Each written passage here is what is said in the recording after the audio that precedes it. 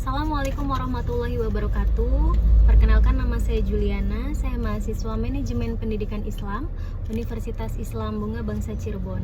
Di sini saya akan menjelaskan materi dari mata kuliah Education Strategic Management Information System dengan dosennya yaitu Profesor Dr. Asep Kurniawan MPD dan juga Profesor Dr. Efrita Norman MM PhD.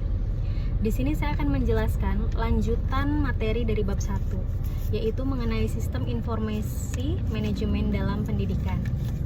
Saya akan menjelaskan apa itu definisi dari sistem informasi manajemen terlebih dahulu, yaitu sistem informasi yang berbasis komputer yang mengubah data menjadi informasi untuk mendukung manajemen dan pengambilan keputusan. Sistem ini juga mengintegrasikan berbagai sumber data internal dan eksternal. Dan sistem ini juga memungkinkan untuk membuat keputusan yang tepat waktu dan juga keputusan yang efektif. Contoh sistem informasi manajemen dalam dunia pendidikan, yang pertama, Bapak Ibu biasa mengenal adanya sistem SIAKAD atau dengan singkatan Sistem Informasi Akademik, mengolah data nilai siswa menjadi laporan rapor. Contoh yang keduanya, yaitu yang sering kita temui atau jumpai di sekolah, adanya sistem absensi digital mencatat kehadiran harian siswa dan guru, yakni memudahkan untuk data kehadiran yang biasanya kita menggunakan manual. Dengan adanya ini kita bisa menggunakan absensi secara digital. Selanjutnya ada tipe sistem informasi, yakni ada 3 sistem, yaitu manajemen strategis, yang kedua ada manajemen taktis, dan yang ketiga ada manajemen operasional. Yang pertama, manajemen strategis, yaitu manajemen yang mendukung organisasi perumusan strategi jangka panjang atau guru. Biasanya rencana-rencana ini tercantum dalam manajemen strategis terlebih dahulu. Contohnya seperti kepala sekolah menyusun strategi peningkatan mutu sekolah itu berdasarkan data kelulusan siswa. Yang kedua ada manajemen taktis, dalam artian yaitu perencanaan jangka pendek dan pengendalian manajemen. Contohnya ada penyusunan jadwal ulang semester atau penyusunan jadwal ujian semester.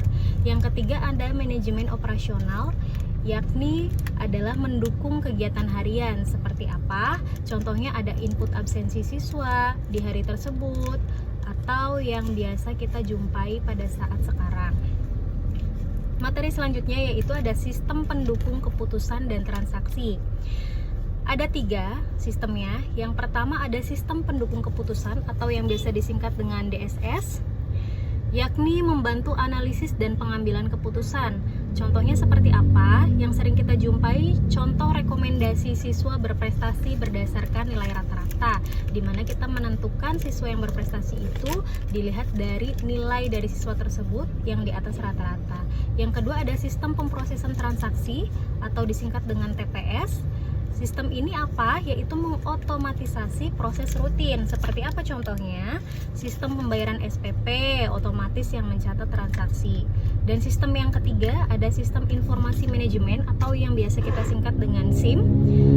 Sistem ini adalah mengolah data menjadi informasi untuk manajer. Seperti apa contohnya? Ada laporan bulanan akademik atau laporan keuangan dan juga laporan kinerja guru.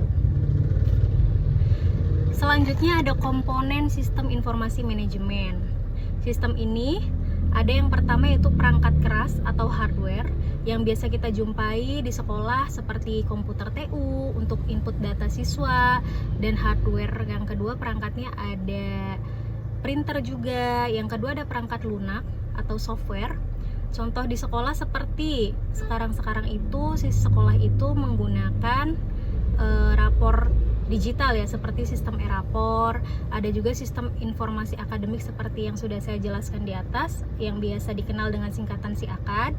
Dan yang ketiga komponennya ada basis data atau database. Contoh di sekolahnya seperti apa? Seperti nilai dan absensi siswa juga. Dan selanjutnya ada sumber daya manusia atau SDM.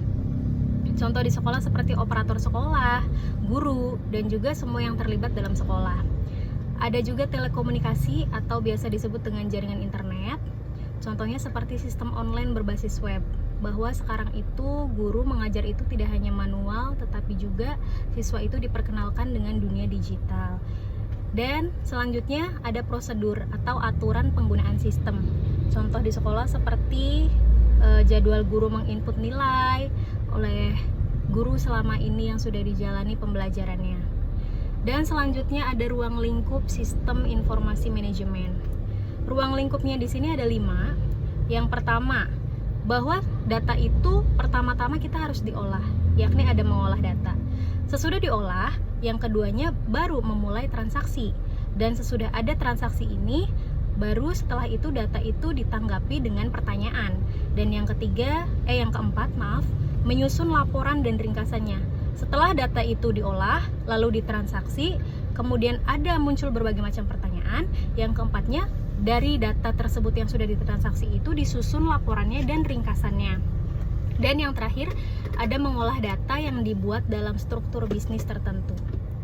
Jadi, di sini kesimpulannya, untuk sistem informasi manajemen, yang pertama itu mengintegrasikan data sekolah, dan yang kedua meningkatkan efisiensi administrasi, yang ketiga membantu pengambilan keputusan, yang keempat meningkatkan kualitas layanan pendidikan.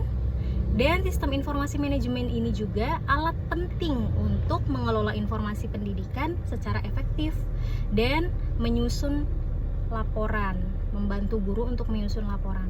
Contohnya seperti apa? Contoh absensi digital, sistem pembayaran SPP digital, dan yaitu input nilai melalui e-rapor. Terima kasih. Assalamualaikum warahmatullahi wabarakatuh.